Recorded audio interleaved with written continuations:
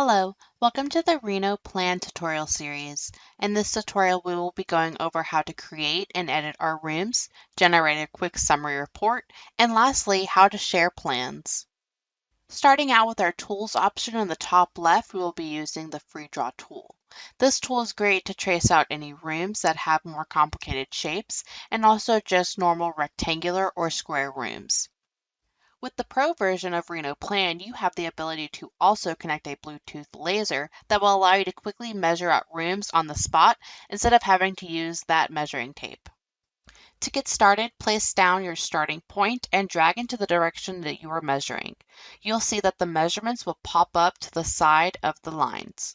You can also draw out rooms and use the keypad feature at the bottom of the toolbar to quickly type in your measurements as you go along. After you have your rooms drawn out, we can jump into making any adjustments with our Resize tool by tapping on the room, selecting the eye icon, and then selecting Resize.